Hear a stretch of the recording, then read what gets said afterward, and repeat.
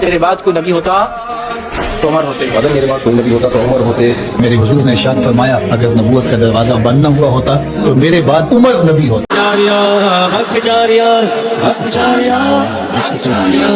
اللہ کے نام سے شروع جو بڑا مہربان اور نہایت رحم کرنے والا ہے. آج کی ویڈیو 12 ربیع اول کے موقع پر آپ تک پہنچائی جا رہی ہے. 12 ربیع اول اہل سنت کے مطابق اور 12 ربیع اول کو ہی اس دنیا سے وہ جاتے ہیں. یہ اہل سنت کا عقیدہ ہے. لیکن شیعہ عقیدہ یہ ہے کہ حضور اکرم صلی اللہ علیہ وآلہ وسلم کی شہادت ہوئی ہے. 28 صفر کو ان کی شہادت ہے اور ان کی شہادت ایسے ہوتی ہے کہ ان کو زہر دیا جاتا ہے مخالفین کی طرف سے. اور حضور اکرم صلی اللہ علیہ وآلہ وسلم 28 صفر ان کی شہادت ہوتی ہے اور ان کے جنازے میں اہل بیت تھے اور کوئی نہیں تھا. اور دوسری جانب ہم دیکھتے ہیں کہ 12 ربیع اول ہمارے اہل سنت بھائی یہ کہتے ہیں کہ یہی حضور کا آنے کا ٹائم ہے، دن ہے، اور یہی جانے کا دن ہے، ٹائم ہے.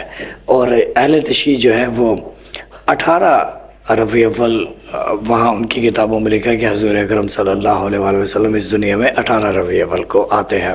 18 ہو یا 12 ہو، ہم اس خوشی کے موقع پر اہل سنت کے ساتھ ہیں. ہم 12 بھی منائیں گے اور 18 بھی منائیں گے کیونکہ ربیع اول کا مہینہ حضور اکرم صلی اللہ علیہ وآلہ وسلم کی آمد کا مہینہ ہے. لیکن اس ویڈیو میں آج جو حقائق آپ کو دکھانے والے ہیں وہ حقائق حضور اکرم صلی اللہ علیہ وآلہ وسلم کی جو شان ہے، ان کے جو فضائل ہیں، وہ مزید آپ کو ہم شیعہ عقیدے کے مطابق بتانا چاہتے ہیں. جناب یہ اس سائڈ پر آپ ایک پکچر دیکھ رہے ہیں خلفائے راشدین حق 4 یار، یعنی کہ حضور اکرم صلی اللہ علیہ وآلہ وسلم نے کبھی بھی اپنی زندگی میں ان کی احادیث نہیں ملتی کہ انہوں نے اپنے یار بنائے ہو. جی حضور اکرم صلی اللہ علیہ وآلہ وسلم کے ساتھ یہ جو یاری لگا رہے ہیں یہ شیعہ عقیدے کے مطابق توہین رسالت ہے کہ حضور اکرم صلی اللہ علیہ وآلہ وسلم کا یاری کا سٹیٹس ہے تو وہ اللہ کے ساتھ ہو سکتا ہے. تو آئیے اسی متعلق شیعہ عقیدہ کیا ہے ویڈیو دیکھیں. بسم اللہ. جاہلوں کو کیا پتا شان مصطفیٰ کیا ہے. علی خون ہو کے اپنے آپ کو غلام کہتا رہا، بندے کمی ہو کے اپنے آپ کو یار کہلواتے ہیں. اس کا جواب تو آپ نے کامنٹ باکس میں دینا ہے کہ حضور اکرم صلی اللہ علیہ وآلہ وسلم کسی کے یار ہے یا نہیں ہے. شیعہ عقیدے کے مطابق تو یہ بالکل غلط بات ہے.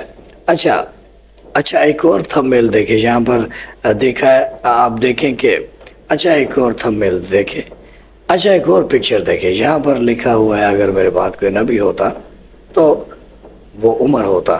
یہ کون کہہ رہے ہیں؟ یہ بھی اہل سنت کی کتابیں کہہ رہی ہیں، اہل سنت کے مولوی کہہ رہے ہیں، اور شیعہ اس عقیدے کو بھی نہیں مانتے. ٹھیک ہے، وضاحتی شیعہ ویڈیو دکھا دیتے ہیں آپ کو کہ شیعہ کا اس متعلق کیا عقیدہ ہے. بسم اللہ.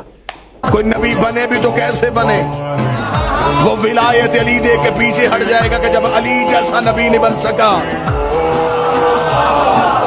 70 مقامات میں نبی کی حدیث ہے، یا علی لحمک لحمی دمک دمی جسمک جسمی حربک حربی. علی تیرا خون میرا خون، تیرا جسم میرا جسم، تیرا گوشت میرا گوشت. انت منی وانا منک، تو مجھ سے ہے میں تجھ سے ہوں، تو مجھ سے ہے میں تجھ سے ہوں. ساری زندگی رسول کہتے رہے علی تو مجھ سے ہے میں تجھ سے ہوں. ساری زندگی علی نبی کے قدموں میں بیٹھ کے کہتا رہا میں تیرا نوکر ہوں، میں تیرا غلام ہوں. ہمارا طریق ہے مسلمان سے سوال اتنا ہے کہ علی خون ہو کے اپنے آپ کو نوکر کہلواتا رہا اور بندے نوکر ہو کے برابری نبی کی کیسے کرتے ہیں؟ اچھا جناب، ابھی یہ جو دو باتیں ہیں، میرے بعد کوئی نبی ہوتا اور یہ جو حضور اکرم صلی اللہ علیہ وآلہ وسلم کے اشعار بولتے ہیں، اے آئی سے پوچھتے ہیں کہ اے آئی اس کے بارے میں کیا کہتا ہے.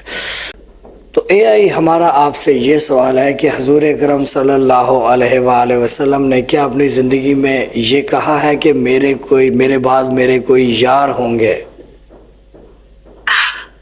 یہ سوال بہت گہرا ہے.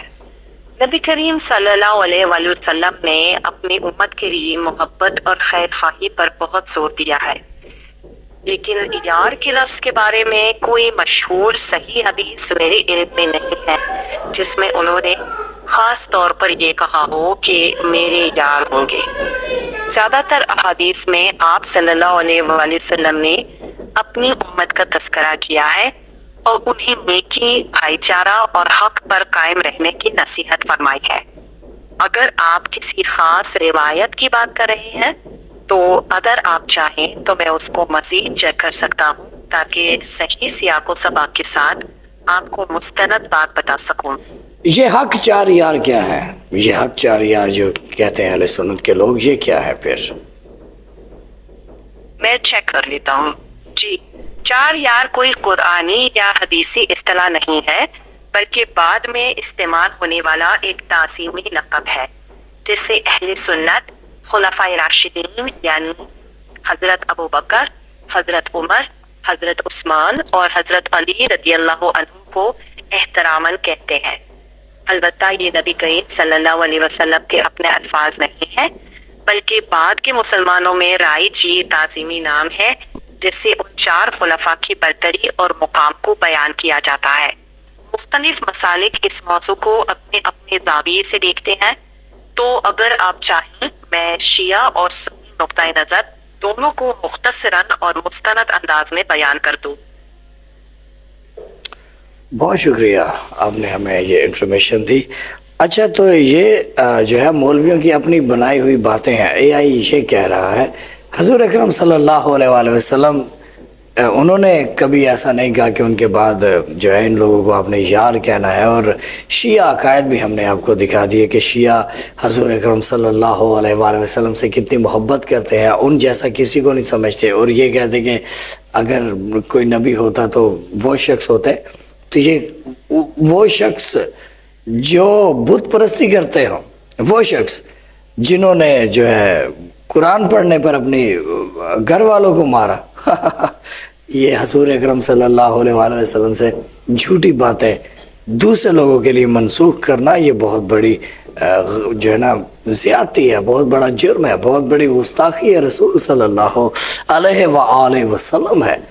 تو شیعہ جو ہے وہ حضور اکرم صلی اللہ علیہ وآلہ وسلم کی جو شان مانتے ہیں وہ یہ ہے کہ رسول جیسا کوئی نہیں کائنات میں، نہ علی ہے، نہ حسن اور حسین ہے، کوئی بھی نہیں ہے، لیکن رسول اللہ صلی اللہ علیہ وآلہ وسلم کے جانشین، حضور کے بعد لیڈرشپ سنبھالنے والے، حضور کا علم بتانے والے، وہ امام علی بن ابی طالب علیہ السلام سے لے کر حضرت امام مہدی علیہ السلام ہے۔ ان کے پاس ہے علم قرآن کا، حضور اکرم صلی اللہ علیہ وآلہ وسلم کے فرمان کا۔ اور یہ کیسی باتیں ہیں یہ جو انہوں نے یہ جو ہم نے آپ کو دو تھمبنیلز دکھائی ہیں، حق چار والی اور میرے بعد کوئی نبی ہوتا تو وہ شخص ہوتے، ہم تو ان کا نام بھی نہیں لیتے۔ تو آپ ہمیں کامنٹ باکس میں اپنی رائے سے آگاہ کیجیے گا۔ حضور اکرم صلی اللہ علیہ وآلہ وسلم کی شان کو یہ لوگ گھٹاتے ہیں، کبھی یہ لوگ کہتے ہیں کہ نبی نور نہیں ہے، کبھی یہ لوگ کہتے ہیں کہ نبی ہم جیسے ہیں، کبھی یہ لوگ کہتے ہیں کہ حضور اکرم صلی اللہ علیہ وآلہ وسلم کے ماں باپ نے کلمہ نہیں پڑھا۔ تو یہ کیسے مسلمان ہے، ہماری سمجھ سے باہر ہے۔ اسی لیے تو شیعہ ان کو بار بار ماتم کر کے، جلوس نکال کے، مجلس کر کے بتاتے ہیں کہ کربلا میں اہل بیت علیہ السلام حضور کے گھر والوں کے ساتھ زیادتی ہوئی ہے، ان کی بے احترامی ہوئی ہے۔ تو ان کو آج تک سمجھ نہیں آئی یہ کیسے عاشق رسول ہے، ہماری تو سمجھ سے باہر ہے۔ کمنٹ باکس میں آپ کا انتظار ہے۔ درود السلام ہو محمد وآل محمد پر، اللہم صلی علی محمد وآل محمد وعجل فرجہم۔